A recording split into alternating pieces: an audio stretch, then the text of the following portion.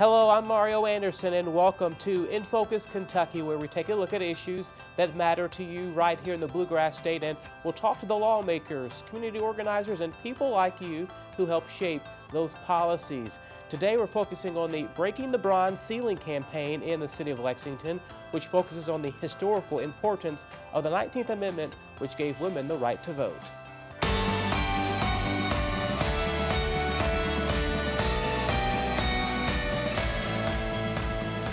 The year 2020 will mark the 100th anniversary of the 19th Amendment, a right known as women's suffrage, and the city of Lexington is already taking steps to celebrate the historic event. The Breaking the Bronze Ceiling campaign was launched earlier this year, and the goal is to have a monument in place in a prominent downtown Lexington location by the year 2020. Now, to do that, it will take a concerted effort by the local Lexington government, and joining me now are two Lexington-Fayette Urban County Council members who are leading the charge on this campaign, Kathy Plowman of the 12th District and Jennifer Massotti of the 9th District. Thanks so much for joining us here on In Focus Kentucky. You're welcome. Good morning. And let's talk with you, Councilmember Massotti, first to explain the idea of this campaign. How did this Breaking the Bronze Ceiling project kind of get started? Well, I think it's been started all across the United States, and I just happened to be reading an article one evening and was astonished at the minimal amount of statues that are depicted for women.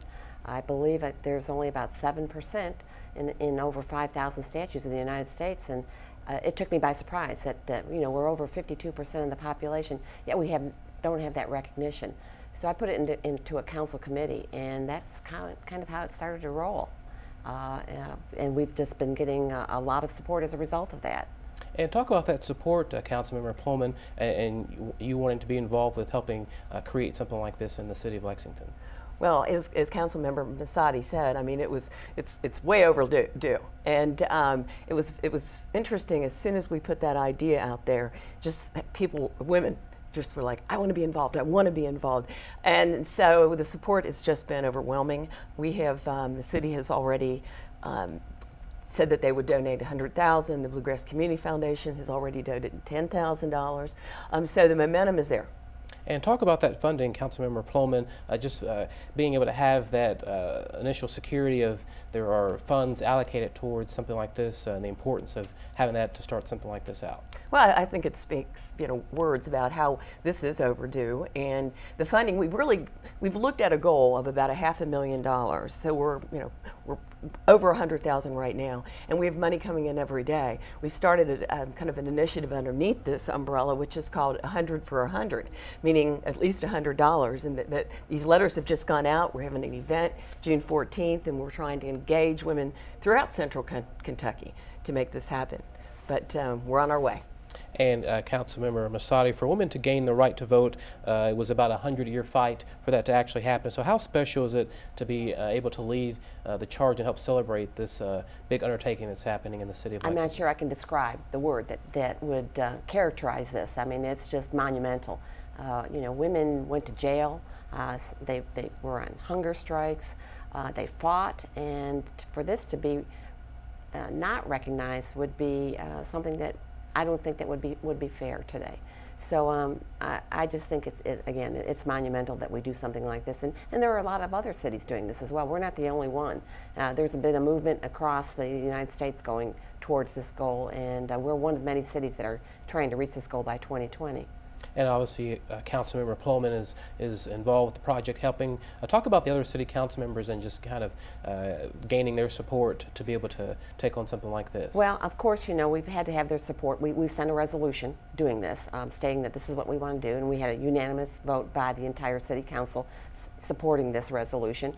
And most of the female members of the council are part of our advisory committee, so they, of course, are on the bandwagon for this. But and the biggest thing, as Councilmember Plowman said, is the mayor.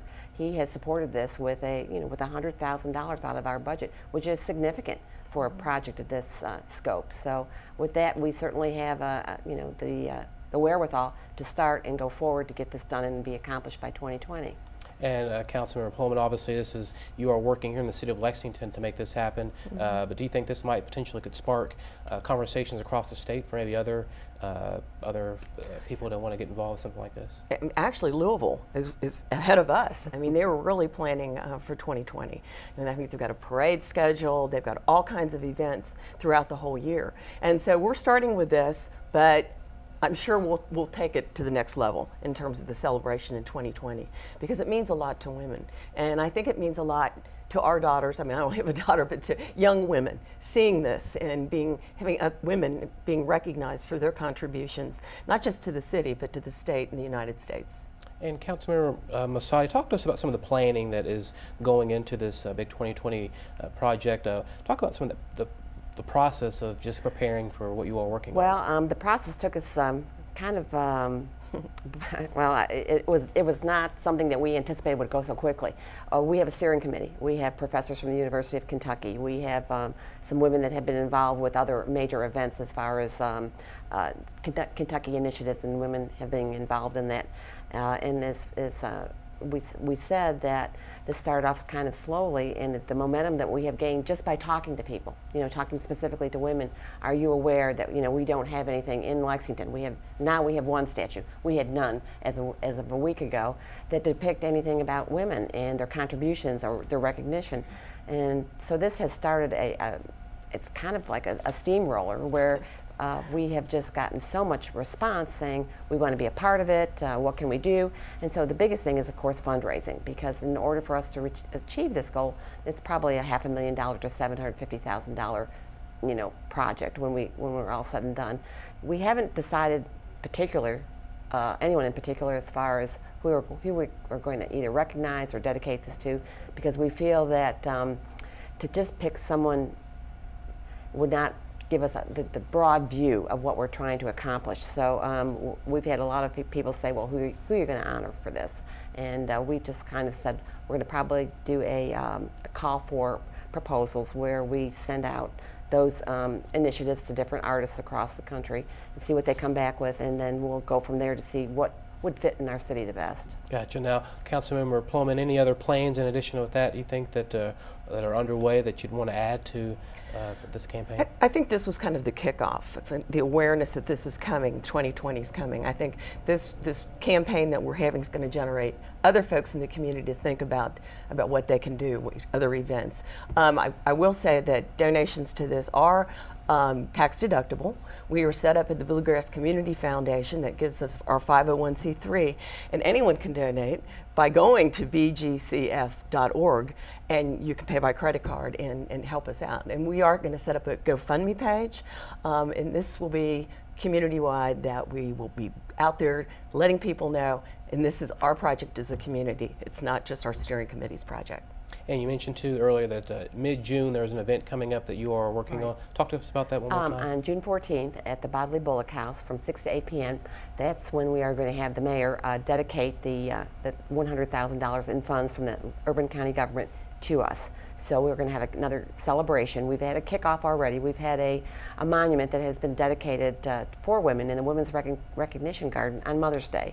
So that was our kickoff event, and this will be basically, this event will be towards breaking the bronze ceiling. So the mayor will give us the big check that day, and I think it will again bring us some recognition of what we need to do to go on further to get this done.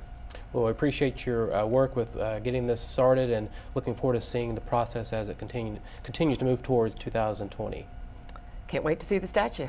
Absolutely, and I appreciate you joining us here on In Focus Kentucky. Now, coming up, the city of Lexington had 0 public statues honoring women, as you've heard, but that changed earlier this month, and we'll talk about the new statue in Wellington Park next on In Focus Kentucky.